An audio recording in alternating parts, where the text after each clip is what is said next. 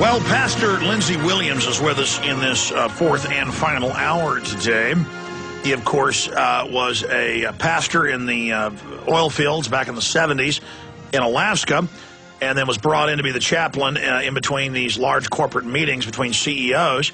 He wrote a book, Energy Non-Crisis, that was a bestseller. It's now become mainstream news that a very small portion of the oil that is brought out of Alaska is used in the U.S., about 20%. Some years it's 25%, but normally about 80% gets shipped out to Asia. And they can build more pipelines. There's more oil there than in Saudi Arabia. That's now admitted. They covered it up for 25 years now. It's been admitted. Obama announces they're going to allow drilling, and then magically BP CEO dumps a third of his stock. Goldman Sachs, who was the chairman of Goldman Sachs, just so happened to be the international chairman of BP when this happened. Isn't that just special? And they dumped 44% of their stock 2 days before, record dumping. There was this strange refitting done that no one will say who did it. Obama said, I'm sending SWAT teams at first, like it could be terrorism. Some say he wants to use this to nationalize oil companies. We know he's in the Washington Post saying he wants to get a carbon tax passed now to pay for this. So it is really bizarre. And in this hour, we're going to go to your phone calls. Gary, John, Terry, who's a petroleum engineer for 12 years, Matt in Ohio, Mike in Mass. And the petroleum engineer says they're a 12-year insider with Halliburton. So we're going to intersperse calls with Lindsey Williams, and I'm going to go to the petroleum engineer when we come back in the next segment.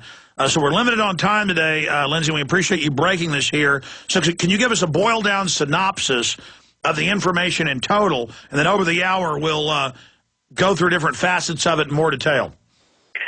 Alex, thank you for letting me be with you. I contacted the Mr. X with my book, The Energy Non-Crisis, for the truth of what really happened and is happening. He was willing to tell me everything.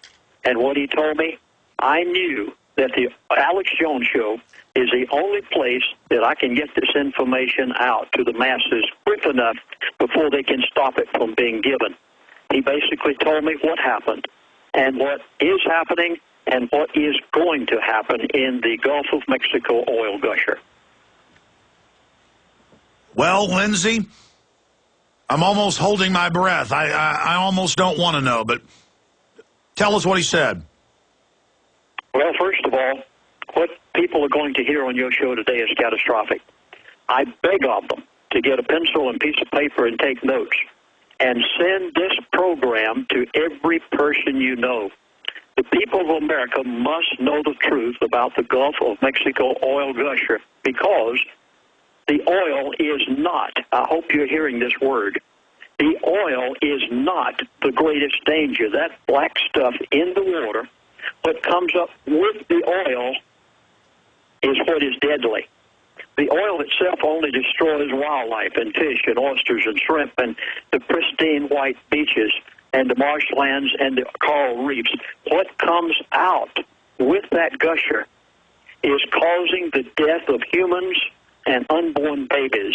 And I'm going to give the details of this today exactly as was given to me by the Mr. X of my book, The Energy Non-Crisis. And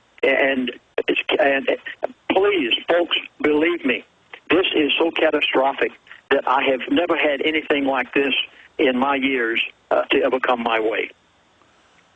Well, again, this is a former oil company CEO, and you've certainly got good intel from him before when fuel was at $55 a barrel in early 2008.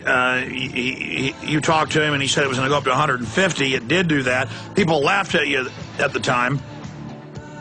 I hope he's wrong about this, but we'll get your breakdown of this on the other side. Then we'll talk to Terry in Ohio, Gary, John, Matt, Mike, and everybody else.